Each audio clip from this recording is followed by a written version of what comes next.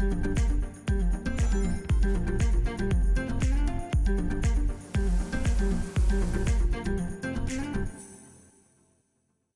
vous avais dit hein, dans les différentes parties de cette vidéo que j'attendais véritablement une réaction, une décision de la part de Microsoft, de Xbox et surtout de Phil Spencer, voir vraiment comment ils vont réagir à tout ça, parce que c'est complètement dingue ce qui vient d'arriver, quelle est sa position par rapport à tous ces leaks, et voir un petit peu aussi comment ils vont s'adapter. J'avais d'ailleurs abordé le sujet pendant les différentes parties de cette vidéo, que les adversaires de Xbox, avec toute cette divulgation absolument gigantesque, pouvaient s'adapter aussi dans leur éventuellement planning futur, parce que maintenant, ils ont les plans entre guillemets de l'ennemi.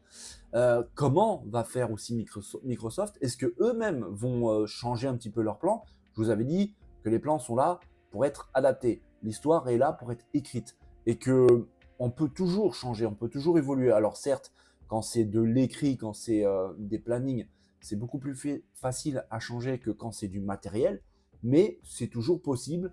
Ça demande des efforts, ça demande beaucoup de réajustements, ça c'est sûr et certain, surtout pour quelque chose d'aussi énorme, mais dans l'absolu, c'est toujours possible, et par le passé, ça s'est toujours révélé exact. Les changements, il y en a toujours eu, pas seulement dans le monde du jeu vidéo, mais là, vraiment, j'attendais la prise de parole de Phil Spencer, de Xbox, pour voir déjà leur réaction par rapport à ça, et ce qu'ils vont faire dans un futur plus ou moins proche. Eh bien, c'est fait. Phil Spencer a tout simplement déclaré sur son compte Twitter quelque chose d'assez intéressant concernant donc ces reveals, ces leaks vraiment majeurs hein, sur l'avenir vraiment de Xbox, les plannings de Xbox, avec un tweet, avec un message, et je cite: nous avons assisté à des conversations autour d'anciens courriels et documents. Il est difficile de voir le travail de notre équipe partagé de cette manière parce que beaucoup de choses ont été changées et qu'il y a tant de raisons de s'enthousiasmer aujourd'hui et à l'avenir. Nous partagerons les plans réels lorsque nous serons prêts. Alors on voit très bien ici que Phil Spencer cherche un petit peu à dédramatiser la chose. Alors on comprend, hein, il le voit que il le dit, que c'est difficile de voir le travail de l'équipe partagé de cette manière. On sent qu'il doit l'avoir un petit peu mauvaise. Ça doit être vraiment très décevant de voir une chose pareille arriver. Mais il explique tout de même que, oui, les choses changent. C'est déjà arrivé par le passé. Ça arrivera encore dans le futur. Et puis ça arrivera aussi pour là, parce que de toute façon, de manière, j'ai envie de dire, sécuritaire, stratégiquement parlant, ils vont être obligés de toute manière. Voilà, ça a déjà changé par le passé, parce qu'il parle hein, de mails qui ont été sortis il y a quelques années. Et c'est vrai, on avait vu des mails qui dataient de 2022, de 2021, de 2020, voire même encore plus loin, des conversations avec des partenaires qui dataient de bien bien longtemps, avec Bobby Kotick, avec d'autres personnes, des responsables financiers au sein de Xbox, avec Satya Nadella, le président de Microsoft. Bref, ce pas des choses qui datent de la semaine dernière, ça date un petit peu.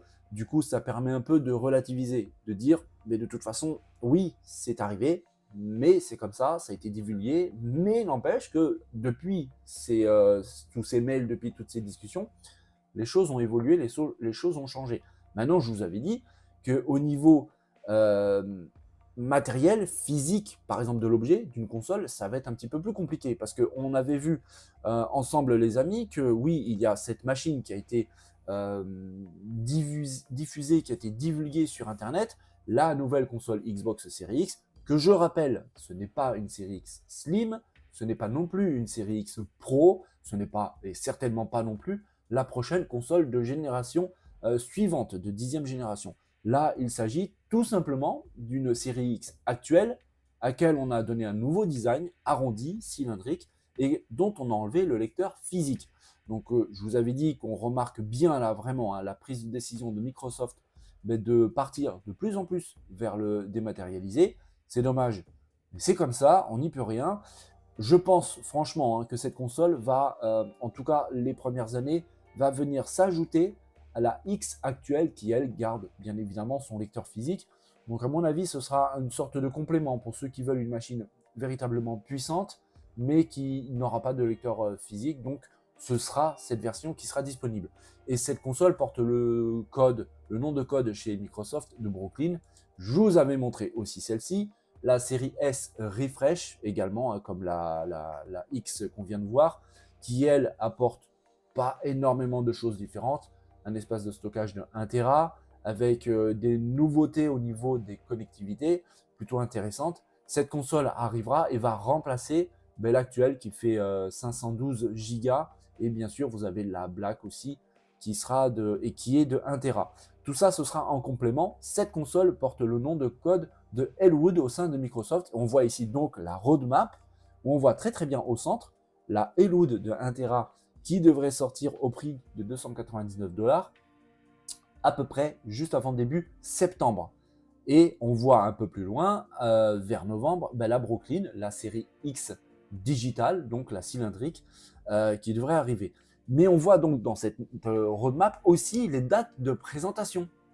Dates où seront donc présentées au public et de manière simultanée, c'est bien écrit, hein, la console Elwood et la console Brooklyn, qui sont donc les noms de code de la nouvelle série S et de la nouvelle série X en mode digital. Donc on voit vraiment que les plans sont véritablement et définitivement, en tout cas pour l'instant, établis au sein de Xbox. Ça risque d'être plutôt compliqué de modifier tout ça, mais c'est possible. Les dates, ça peut se changer, surtout que c'est pas tout de suite, donc ça peut bouger. Maintenant, je vous avais dit qu'il va falloir aussi négocier avec les partenaires de pouvoir peut-être retarder la production de telle ou telle machine, de modifier pourquoi pas certaines spécificités pour pouvoir un petit peu surprendre un éventuel adversaire. Ça, c'est possible aussi. Ça reste tout de même un petit peu plus compliqué. Mais dans la vie, surtout quand on a de l'argent, Microsoft en a, j'allais dire beaucoup, mais ça va au-delà de énormément, c'est encore plus facile de modifier les choses. Donc on verra. Toujours est-il que Phil Spencer a pris la parole de manière beaucoup plus prolongée. Et là, on comprend un petit peu où ça peut mener certaines personnes au sein de Xbox, parce qu'en fait, on a appris que, et c'est pour ça, hein, je vous ai dit au tout début de la vidéo, qu'il y a des choses qui ne seront pas très très cohérentes, parce que le développement a continué après avoir fait le montage de la grande vidéo d'1h30, c'est qu'on a appris que les documents n'avaient pas leaké de la part de la FTC. Alors, tout allait vers la FTC, ça aurait été logique, entre guillemets, que ça vienne de là. Tout portait à croire, absolument tous les sites indiquaient que c'était une fuite de la FTC. Eh bien, en fait, pas du tout. Pas du tout. Les fuites viennent de Microsoft eux-mêmes. C'est une méga boulette. Alors, est-ce que c'est une vraie boulette, une erreur? C'est possible, on en a vu par le passé des erreurs. Est-ce que c'est un acte malveillant d'une personne qui l'a un peu mauvaise pour X raisons et qui a décidé de dévoiler un petit peu tout ça? C'est possible aussi, ce serait complètement fou, mais franchement, le doute n'est pas permis ni dans un cas ni dans un autre. Mais toujours est-il que l'erreur vient de Microsoft eux-mêmes, de Xbox eux-mêmes, avec tout simplement un lien qui a été envoyé, un lien non sécurisé, avec évidemment tout ce qu'on découvre, et peut-être même encore un petit peu plus, on ne sait jamais. Ça a été confirmé par la juge de la cour, le tribunal de justice, qui a débouté la FTC. Elle-même a fait un mot, a fait une lettre, et on va le voir ensemble les amis, concernant la divulgation de ce lien, de ces documents. Mais avant, on va lire ensemble le courrier qu'a fait Phil Spencer pour les équipes internes de Xbox. Donc c'est quelque chose vraiment de interne qui a été divulgué de manière transparente, mais c'est un message qu'il a diffusé aux équipes pour pouvoir un petit peu rassurer tout le monde, pour pouvoir recentrer un petit peu tout le monde, et puis relancer un petit peu la machine et la motivation. Et il dit, je cite, « L'équipe. Aujourd'hui, plusieurs documents soumis dans le cadre de la procédure judiciaire relative à notre projet d'acquisition d'Activision Blizzard ont été divulgués involontairement. Je sais que c'est décevant, même si beaucoup de ces documents datent de plus d'1 an et que nos projets ont évolué. Je sais aussi que nous prenons tous très au sérieux la confidentialité de nos projets et des informations de nos partenaires. Il est évident que cette fuite ne nous permet pas de répondre à cette attente. Nous tirerons les leçons de ce qui s'est passé et nous nous améliorerons à l'avenir. Nous mettons tous beaucoup de passion et d'énergie dans notre travail, et ce n'est pas de cette manière que nous voulons que ce travail soit partagé avec la communauté. Cela dit, il y a beaucoup plus à attendre, et lorsque nous serons prêts, nous partagerons les véritables projets avec nos joueurs. Pour conclure, j'apprécie tout le travail que vous consacrez à l'équipe Xbox pour surprendre et ravir nos joueurs. Dans les jours et les semaines à venir, restons concentrés sur ce que nous pouvons contrôler. Poursuivre l'incroyable succès de Starfield, le lancement prochain de l'incroyable et accessible Forza Motorsport, et continuer à créer des jeux, des services et des appareils dont des millions de joueurs peuvent profiter. Signé Phil. Alors, c'est un message long, franc. On sent un petit peu qu'il l'a mauvaise hein, quand il dit noir sur blanc, hein, nous tirerons les leçons de ce qui s'est passé. On comprend très bien que la personne ou les personnes qui ont fait fuiter de manière involontaire ou volontaire toutes ces informations hyper importantes risquent de prendre très très cher. Il y en a très probablement un qui va devoir postuler ailleurs ou carrément aller taper à la porte des bureaux pour la recherche de l'emploi bientôt. Parce que quand ça va remonter à lui, ça risque de faire vraiment très très mal. Parce qu'on ne parle pas d'un petit document qui a fuité, qui indique par exemple une couleur un peu originale, une édition collector, d'une machine, d'une console. C'est pas ce qui vient de se passer en fait. Là, c'est très très problématique pour Microsoft, pour Xbox, parce que comme je disais, ils ont dévoilé euh, aux yeux du monde leur plan sur plusieurs années. On connaît le nom des machines, même les noms de code, on connaît leur date de sortie, les dates de présentation, leur prix, les caractéristiques techniques, même les détails au niveau des connectivités. C'est à mon sens hyper grave. Je vous ai dit dans les parties précédentes que les adversaires, les concurrents directs de, PlayStation, de Sony, PlayStation, Nintendo et même les autres, hein, on sait par exemple que Apple veut rentrer dans le jeu vidéo, et il commence à y venir assez sérieusement avec les nouvelles iPhone, Netflix aussi, Amazon, tout le monde sait ce que Microsoft va faire dans les prochaines années. Et c'est un vrai problème. Déjà, ils perdent au niveau de la crédibilité, ça fait franchement pas sérieux. De perdre autant de documents comme ça en même moment, ça fait vraiment amateur, c'est vraiment dommage. Et puis, ça peut aussi froisser les partenaires de Xbox de Microsoft. C'est ce que je vous ai dit tout à l'heure. Hein. Il y a aussi des partenaires qui ont été inclus dans cette sombre affaire de fuite. Parce qu'on a vu des informations de Red Dead Redemption 2, je vous en avais parlé dans la vidéo de News Gaming très très récente. Il y a ces informations aussi concernant le rachat de Warner Bros. De Nintendo. J'imagine un peu la tête décomposée des dirigeants de la Warner, la tête décomposée des dirigeants, des responsables de Nintendo, qui se sont dit mais qu'est-ce que c'est que ce truc? Ça fait pas sérieux du tout, et puis ils doivent se sentir un peu piégés, de se dire ok, donc nous on fait notre taf de notre côté, et en fait on est épié par Microsoft qui veut nous mettre la main dessus.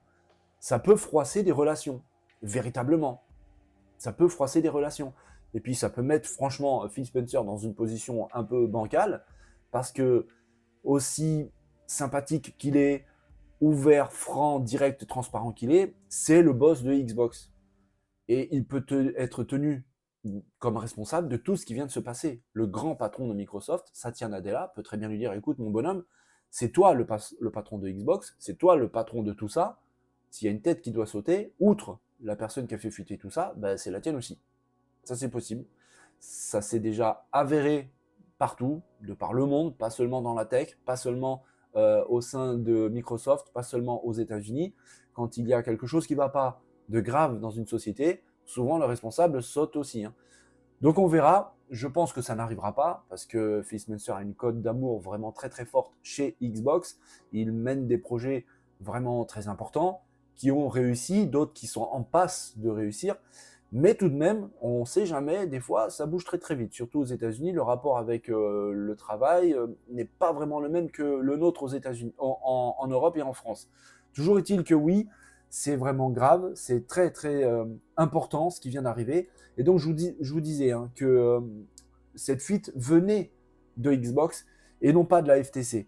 D'ailleurs, la FTC a nié quasiment immédiatement être à l'origine de la fuite, avec une personne qui s'appelle Douglas Farrar, qui n'est autre que le directeur des offices des affaires publiques de la FTC, qui a déclaré un message vraiment très bref, mais qui veut dire ce qu'il veut dire, c'est net, c'est clair, et je cite, la FTC n'était pas responsable du téléchargement des plans de Microsoft pour ses jeux et consoles sur le site web du tribunal. Voilà, ça c'est clair et net, ça a été clarifié de manière assez rigide par le directeur des affaires publiques de la FTC. Au moins comme ça, on sait où aller. La FTC donc a confirmé que ce n'était pas le cas. Maintenant le journal Bloomberg a déclaré que oui, ça venait de Microsoft. Et comme je venais de vous le dire, c'est une personne qui a dévoilé tout simplement Tout ça depuis un lien et Bloomberg a déclaré, je cite, « Une personne proche du dossier qui a demandé à ne pas être identifiée lors de la discussion sur les informations confidentielles a déclaré que Microsoft était responsable du téléchargement des documents. » Et en effet, la juge Scott Corley, qui était la juge du tribunal qui a débouté la FTC lors de cet énorme procès qui opposait donc Microsoft à la FTC, a déclaré que oui, non, tout ça, ça ne venait pas ni de la FTC, ni de qui que ce soit d'autre, autre que Microsoft eux-mêmes, une personne qui a partagé un lien le 14 septembre et qui a malheureusement, le lien n'était pas sécurisé. Donc cette personne a fait une erreur, j'ai envie de dire presque de base, pour quelque chose d'aussi important. Le lien a été partagé à la cour pour pouvoir étayer les décisions du tribunal. Ce lien donc n'était pas sécurisé et malheureusement, tous les documents ont été récupérés et diffusés partout sur Internet. Ça fait une histoire pas possible, ça porte préjudice à Microsoft, à Xbox, aux partenaires de Microsoft, ça peut porter préjudice à Phil Spencer, dans une moindre mesure, comme je vous l'ai dit, ça va véritablement porter préjudice à la personne ou aux personnes qui se sont occupées de ce lien, de ces documents, ça c'est sûr et certain. Bref, à mon avis, on n'a pas fini d'en entendre parler. Quatrième et dernière partie donc de cette énorme fuite concernant des documents officiels de Xbox, qui en plus de ça, on a appris que l'erreur vient de Xbox eux-mêmes, de Microsoft eux-mêmes. Ça va faire du grand ménage, je pense, bientôt dans les équipes de Xbox et de Microsoft, avec donc la réaction de Phil Spencer. Je vous avais dit qu'on attendait ça véritablement, en tout cas moi j'attendais, j'étais très très curieux de voir comment va réagir Microsoft, comment va réagir Xbox et Phil Spencer face à tout ça. C'était sûr et certain qu'il allait poster un tweet, en gros, général pour tout le monde, et qu'il allait aussi faire un courrier un peu plus détaillé, un peu plus soutenu pour les équipes de Xbox. C'est exactement ce qu'il a fait. On comprend qu'il doit l'avoir mauvaise, ça c'est sûr et certain. Il ne faut pas oublier que c'est quand même le patron de Xbox, et là, la situation lui a clairement échappé. Ça pourrait peut-être porter un petit peu préjudice à lui-même, j'espère pas, c'est pas le mal que je souhaite aux personnes, mais on ne sait jamais, dans le monde des affaires, malheureusement, c'est comme ça que ça se passe. Mais si ce n'est pas le cas, il va falloir qu'il resserre les liens. D'ailleurs, il fait passer le message un petit peu dans sa lettre aux équipes de Xbox. C'était vraiment quelque chose de dingue, toute cette histoire, avec des révélations complètement folles. C'est historique, c'est jamais arrivé. Est-ce que c'est agréable à savoir? Franchement, les amis, je ne sais pas, et j'y mettrai même un bémol là-dessus, parce que certes, moi personnellement, ça me donne du travail, donc c'est absolument parfait. J'ai pu faire du contenu avec ça, avec beaucoup de vidéos. J'ai même recommencé, parce que la vidéo de base, 1h30, franchement, je ne pense pas que vous aurez tenu. Moi-même, je n'aurais pas regardé, donc franchement, j'aurais compris. Mais quand on est fan de jeux, je parle pour moi, apprendre tout ça avant les annonces officielles, ça me gêne un petit peu. Il n'y a plus cet effet de surprise, d'être surpris par quelque chose dont on n'attendait pas. Là, on sait tout jusqu'à l'année 2030. Donc, il n'y a plus d'effet de surprise. On sait que telle date, il y aura telle machine. On sait qu'elle aura telle forme. Elle sait qu'elle aura telle fonction, qu'elle va apporter ça, qu'elle aura ça en moins. Bref, on sait déjà tout. Il n'y a plus cette hype, en fait, finalement. Il n'y aura que PlayStation et puis Nintendo qui vont faire maintenir la hype auprès des joueurs avec, par exemple, la future Nintendo Switch 2, si elle s'appellera comme ça, on verra. Mais là, en ce qui concerne Xbox, tout est éventé. Il n'y a plus de secret, il n'y a plus de surprise. C'est comme ça, tout est dans la nature. Quand la série X refresh cylindrique va arriver, on va dire « Ah, là voilà, enfin ». On va pas dire « Waouh, qu'est-ce que c'est que ce truc ?» Vous voyez la nuance, c'est totalement différent. C'est comme ça, il va falloir faire avec. Il va falloir attendre après 2030 pour retrouver de la surprise au sein de Xbox. En tout cas, les amis, j'espère que cette vidéo vous a plu, et même que ces vidéos vous ont plu, toutes ces parties concernant les leaks de Xbox. Si c'est le cas, n'hésitez pas à balancer tous les pouces que vous pouvez balancer. Ça me donnera de la force pour continuer avec toutes ces vidéos que j'ai préparées. Et en tout cas, merci à tous d'être présents avec vos partages, vos commentaires. C'est toujours super agréable, les amis. Je suis hyper fier de faire cette chaîne parce qu'en fait, je fais connaissance virtuellement avec des gens super sympas. Tous vos messages chaleureux, bienveillants, ça me va droit au cœur. Portez-vous bien. N'oubliez pas de vous amuser, c'est super important. Et on revient avec les news gaming traditionnelles très vite, les amis. Bonne journée à tous. Allez, bye bye.